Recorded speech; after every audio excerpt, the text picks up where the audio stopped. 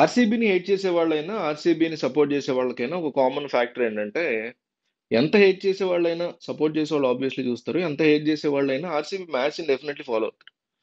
వీళ్ళు ఈ రోజు ఓడిపోతే ట్రాల్ చేద్దామని, గెలిస్తే పాత విషయాలు ఎత్తి ట్రాల్ చేద్దామని. అదో టైప్ ఆఫ్ టీమ్ ఆర్సీబీ కానీ, ఆర్సీబీ ఫ్యాన్స్ కానీ, ఆర్సీబీని ట్రాల్ చేసేవాళ్ళు కూడా. ఈ మొత్తం అదొక రకమైన బ్యాచ్ అనమాట వీళ్ళంతా. ఎనివే ఆర్సీబీ ప్లే ఆఫ్స్ కి రావడం, అది కూడా సిఎస్కే లాంటి టీం మీద రావడం, ఆఖరి నిమిషంలో ఆఖరి మ్యాచ్ నైల్ బైటింగ్ మ్యాచ్ లో రావడం అనేది చాలా ఎక్సైటింగ్ మ్యాచ్ ఆ రోజు. ఇప్పుడు ఎలిమినేటర్ పేరులోనే ఉంది. ఎవరు ఓడిపోతే వాళ్ళకి వెళ్ళిపోతారు, వేరే ఛాన్స్ ఉండదు. నిన్నంటే ఎస్ఆర్హెచ్ ఓడిపోయినా కూడా ఇప్పుడు ఇంకో క్వాలిఫైర్ ఆడతారు, క్వాలిఫైర్ 2 వాళ్ళు. ఎవరైతే ఇప్పుడు ఈ మ్యాచ్ లో గెలిచి క్వాలిఫైర్ 2 వెళ్తారు. సో ఈ ఎలిమినేటర్ మ్యాచ్ లో ఎవరెవరికి ఎంతెంత ఛాన్సెస్ ఉన్నాయి అనేది మనం ఈ వీడియోలో మాట్లాడడానికి ట్రై చేద్దాము. సో ఆర్ఆర్ ప్రస్తుతానికి రైట్ నౌ అయితే మంచి ఫామ్ లో ఏం కనిపించట్లా. కాస్త టైం పట్టేలా ఉంది వాళ్ళ ఫామ్ పుంజుకోవడానికి. ఇది కరెక్ట్ టైం వాళ్ళకి పుంజుకోవడానికి. ఇంకా టైం పడితే ఓడిపోయినట్టు. సో ఇది కరెక్ట్ టైం వాళ్ళు ఫామ్ లోకి రావడానికి. అండ్ ఆర్సీబీ లాస్ట్ 6 మ్యాచెస్ వరుసగా గెలుస్తూ అద్భుతమైనటువంటి ఫామ్ లో ఉందని చెప్పుకోవాలి. సో వీళ్ళిద్దరి మధ్య ఇప్పటి వరకు హెడ్ టు హెడ్ 31 మ్యాచ్లు జరిగితే 13 ఆర్ఆర్ గెలిచింది, 15 మ్యాచ్ల వరకు ఆర్సీబీ గెలిచింది, మిగతా మ్యాచెస్ రద్దయ్యాయి. అట్లాగే ఆర్ఆర్ అనేది బెటర్ పెర్ఫార్మెన్స్ చేస్తారు ప్లే ఆఫ్స్ వరకు చూసుకుంటే. కానీ ప్రస్తుతానికి వాళ్ళు ఫామ్ లో లేరు అనేది వాళ్ళకి బిగ్గెస్ట్ నెగిటివ్. పిచ్ వచ్చేసి బ్యాటింగ్ ఫ్రెండ్లీ వికెట్ ఉంది.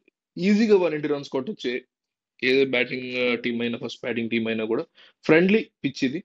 సో కానీ ఆర్ఆర్ ఉన్నటువంటి నెగిటివ్స్ పాజిటివ్స్ చూద్దాం. ఆర్ఆర్ యొక్క పాజిటివ్ ఏంటంటే ప్లే ఆఫ్స్ లో వాళ్ళు ఇప్పటివరకు బాగా పెర్ఫామ్ చేశారు. గతంలో ఆ రికార్డ్ ఉంది. సో ఫామ్ లోకి రావడం కూడా వాళ్ళు ఒక్కసారి కనుక ఫిక్స్ అయితే చాలా గట్టిగా రాగలరు. ఇది వాళ్ళకు ఉన్నటువంటి బిగ్గెస్ట్ పాజిటివ్. బ్యాట్స్మెన్ కనుక పుంజుకుంటే ప్రస్తుతానికి జైస్వాల్ ఫామ్ లో లేడు, సంజు శాంసన్ ఫామ్ లో లేడు. హెట్మైన్ తీసుకోవాల్సి ఉంటుంది టీంలోకి, మిగతా ప్లేయర్స్ ఎవరు సరిగ్గా ఆడట్లేదు.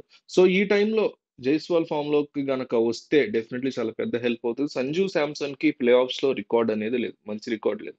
స్ట్రైక్ రేట్ కూడా 117 ఎంత ఉంది, చాలా తక్కువ ఉంది.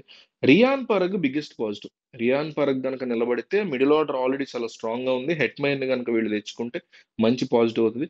బౌలింగ్ వచ్చేసి వెరీ గుడ్ ఉంది వీళ్ళకి, ఆర్ఆర్కి. ఎందుకంటే సందీప్ శర్మ మంచిగా కంట్రోల్ చేస్తాడు ఎకానమీ.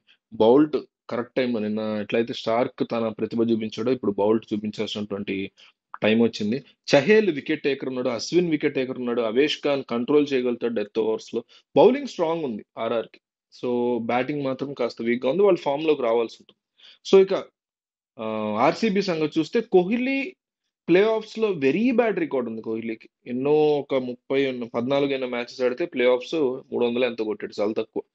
సో ప్లే ఆఫ్స్ లో కోహ్లీ రికార్డ్ బాగాలేదు, బట్ ఫామ్ బాగుంది కోహ్లీది. సో ఆ ఫామ్ ని కనుక కోహ్లీ ఈ మ్యాచ్ లో కంటిన్యూ చేసి, నిజానికి చెప్పాలంటే ఇప్పుడు వరకు 6 మ్యాచ్లు ఎట్లా ఆడి గెలిచారో ఆర్సీబీ అదే మోడ్ లో వెళ్తే గ్యారంటీ గెలుస్తారు అబ్బాయి మ్యాచ్. బట్ ఏదన్నా వీళ్ళు చోకర్స్ అనే ఒక బ్యాడ్ నేమ్ ఉంది వీళ్ళకి, అది గనక మిస్ తగిలిందా మటాష్ అయిపోద్ది అక్కడతో.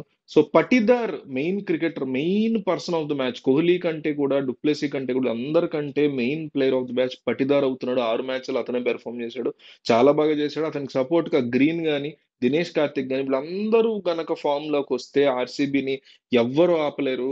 సో ఓవరాల్ గా స్ట్రాంగ్ బ్యాటింగ్ లైనప్ ఉంది ఆర్సీబీకి. ఇక బౌలింగ్ విషయానికి వస్తే ఆ మ్యాక్స్వెల్ మొన్న మీకు గుర్తుందా, రుతురాజ్ వికెట్ తీసాడు ఫస్ట్ బాల్ లో. అట్లా ఒక బ్రేక్ ఇవ్వడానికి పార్ట్ టైం బౌలర్స్ బాగా హెల్ప్ అవుతారు, మ్యాక్స్వెల్ కానీ, గ్రీన్ కానీ. అట్లాగే ఇక్కడ మిగతా బౌలర్స్ సిరాజ్ కానీ, దయాల్ కానీ, వీళ్ళు కూడా బాగానే పెర్ఫామ్ చేసేటువంటి సిచ్యువేషన్ ఉంది.